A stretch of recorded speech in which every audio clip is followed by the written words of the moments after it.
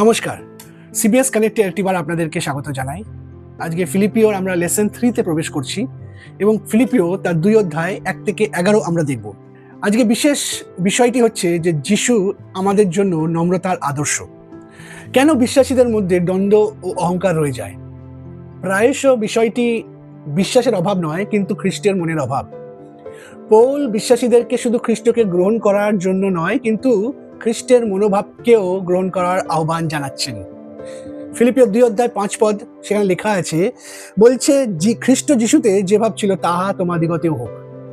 এটি একটি আদেশ, কোনো পরামর্শ নয়। পৌল যখন আমাদেরকে খ্রিস্টের মনের কথা বলছে, খ্রিস্টের মানসিকতা, তার চিন্তার কথা বলছে, তার মানে এই নয় যে তার বাইরের অ্যাকশনগুলোকে কপি পেস্ট করি আমরা, কিন্তু বলছে যে তার হৃদয়কে ভাগ করে নাও, খ্রিস্টের হৃদয়, তার মনোভাবকে নিজের জীবনে ভাগ করে নাও।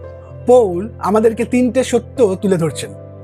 প্রথমত, খ্রিস্টের ঐশ্বরিক আহ্বান, খ্রিস্টের ইচ্ছাকৃত নম্রতা এবং খ্রিস্টের আত্মবলিদান স্বইচ্ছায় তিনি করেছেন। প্রথমে দেখি খ্রিস্টের ঐশ্বরিক অবস্থান। যিশু ঈশ্বরের আকার রূপে তিনি ছিলেন, in the form of god. তিনি যেমন 100% মানুষ ছিলেন, তিনি 100% ঈশ্বর ছিলেন এবং তিনি এবং পিতা এক ছিলেন। আমরা অনেক জায়গায় দেখি যিশু নিজেকে বলেন যে আমাকে দেখেছে সে পিতাকেও দেখেছে, আমি আর পিতা এক। তো অনেক জায়গায় তিনি ডাইরেক্ট ক্লেম করেছেন, কিন্তু এইগুলো সত্ত্বেও তবুও তিনি তার অধিকার কখনো আঁকড়ে ধরে রাখেননি। তিনি সবসময় পিতা বলে তাকে সম্মান দিয়েছেন, পিতা বলে তাকে ডেকেছেন।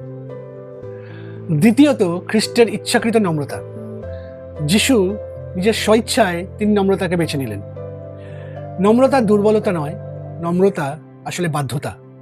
তিনি কখনো নিজেকে ঈশ্বরের সমান তুলনা করেননি এবং তিনি স্বেচ্ছায় সুযোগ সুবিধা ত্যাগ করলেন। তিনি তার স্বর্গরাজ্য ছেড়ে তিনি পৃথিবীতে অবস্থান করলেন। তিনি একজন সৃষ্টিকর্তা, তিনি নিজেকে সৃষ্টি বলে গণনা করলেন। সত্যিকারের নম্রতা পরিচয় হারায় নয়, সত্যিকারের নম্রতা বাধ্যকে বেছে নেয়। তৃতীয়ত, খ্রিস্টের আত্মবলিদান। তিনি স্বইচ্ছায় নিজে বলিদান দিলেন। তিনি নিজেকে শূন্য করলেন, দাসের রূপ নিলেন এবং নিজেকে নম্র করলেন এবং সম্পূর্ণ মানুষ হয়ে উঠলেন। খ্রিস্ট নিজেকে নিচু করলেন যেন আমরা ঊর্ধ্বে উঠতে পারি, নিজেকে ছোট করলেন যেন আমরা বড় হতে পারি। আজ কেন এটি গুরুত্বপূর্ণ? পৌল বিশ্বাসীদেরকে খ্রিস্টের মানসিকতা গড়ে তোলার অনুরোধ করছেন। খ্রিস্টের মনের অর্থ হলো যে অহংকার চেয়ে নম্রতাকে বেছে নেওয়া, আরামের চেয়ে বাধ্যতাকে বেছে নেওয়া এবং স্ট্যাটাসের ওপরে মানুষকে সেবা বেছে নেওয়া। আজকে মণ্ডলী, আজকে সমাজ, পরিবারে দ্বন্দ্ব আমরা দেখি অহংকারের জন্য, কোনো মতবাদের জন্য নয়। দুটো ব্যক্তিগত প্রশ্ন নিজেকে করুন। প্রথমত, ঈশ্বর আমাকে কোন অধিকার ছেড়ে দেওয়ার জন্য আজকে আহ্বান করছে? এবং দ্বিতীয়ত, কোন ক্ষেত্রে আমাকে খ্রিস্টের নম্রতার প্রয়োজন আছে?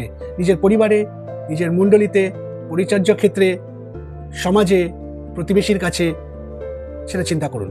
মনে রাখি, খ্রিস্টের মন প্রতিদিন ব্যবহার করার জন্য, শুধুমাত্র প্রচার করার জন্য নয়।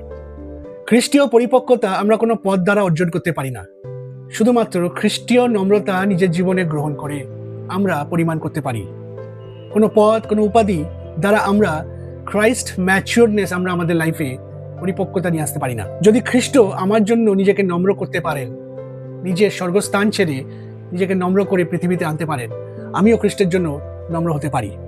খ্রিস্টীয় জীবন এগিয়ে যায় যখন আমরা নিজের গর্ব সরিয়ে খ্রিস্টের নম্রতাকে এবং খ্রিস্টের মনকে নিজের জীবনে বেছে নিই। ঈশ্বর প্রচুর রূপে আপনাদের আশীর্বাদ করুক ফিলিপিও এই লেসন 3 থেকে খ্রিস্টের নম্রতায় বৃদ্ধি পেতে। জয় যিশু।